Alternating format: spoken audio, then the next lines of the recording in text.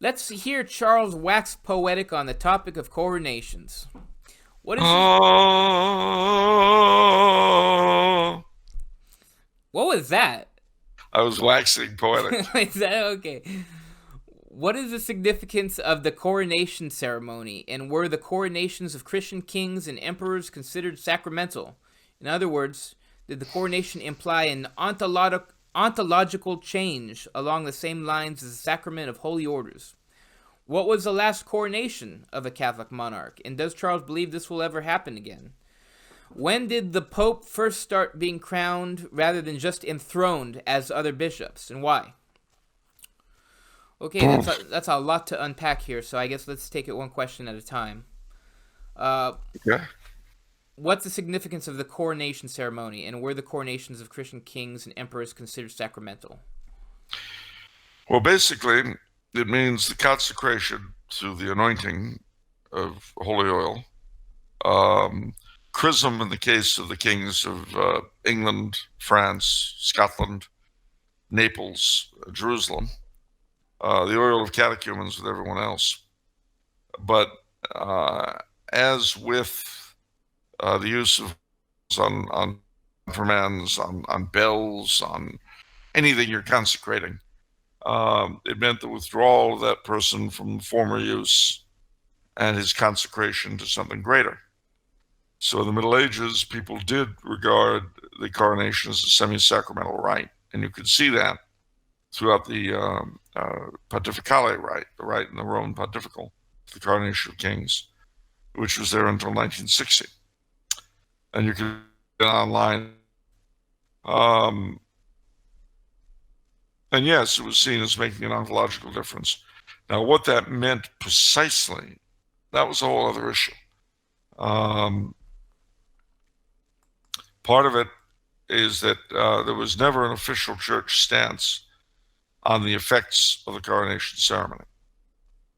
But the ceremony called for the blessings of God on the king, especially in his wisdom, and tried to give him graces to be a good judge, a good warrior, and father. Habitually, it was referred to as an eighth sacrament by medieval writers. I, But again, there are no specifics. I thought chivalry was the eighth sacrament. It's also called an eighth sacrament. Okay, But I mean, obviously, these are both chivalry and the coronation were called eighth sacrament in regard to their quasi sacred status. I mean, okay. that's why at the coronation, the king wore priestly robes, dalmatic and stole, sort of thing. Not only that, several of them were uh, enrolled in a particular Roman cathedral. So the Holy Roman Emperor was made a canon of St. Peter's. The King of France, and today the President of France, was made a canon of St. John Lateran. King of Spain of St. Mary Majors, the King of England of St. Paul outside the walls. Um, More than that, some of them were held to have particularly individual miraculous powers. So the kings of France and England were considered able to touch for the king's evil, scrofula. The king of Denmark in the Middle Ages was believed to be able to cure epilepsy. King of Spain to exorcise demons. And the Holy Roman Emperor was believed to have some sort of control over the weather, which is why to this day in Central Europe, warm, sunshiny day, Kaiserswetter, emperor's weather. This is just folk tales and superstition. There's nothing to this. My answer to that is yeah, like the one about everyone goes into the voting booth and the very best possible person comes out. And we all matter because we vote. There's a superstition for you. And one continually disproved by regular experience. Well, one good superstition deserves another. That's right. Okay, What was the last coronation of a Catholic monarch, and does Charles believe this will ever happen again?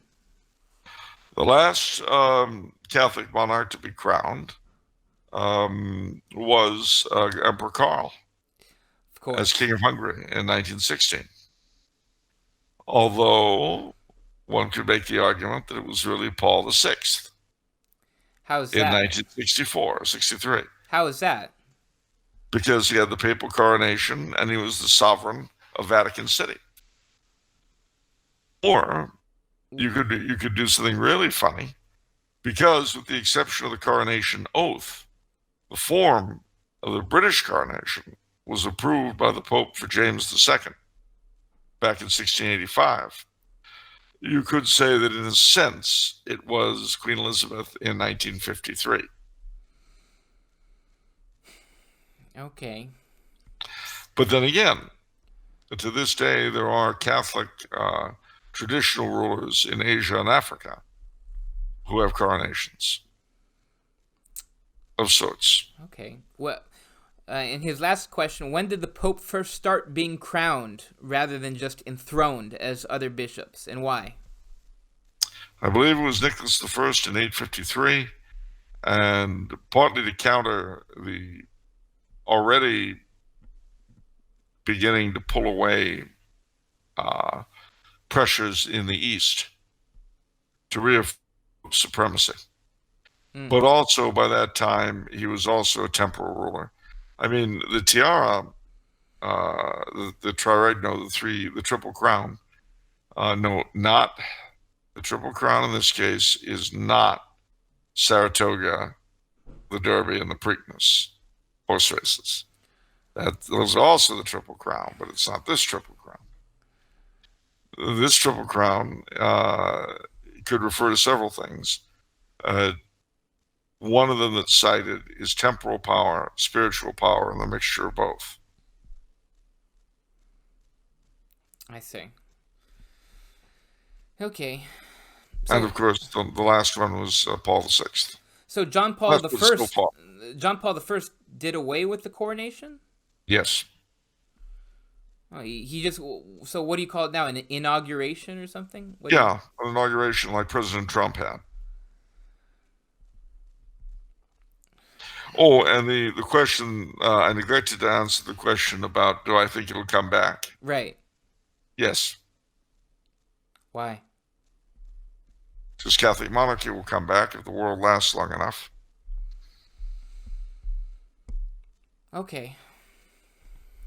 So it's more on faith than as a historical analysis and prediction.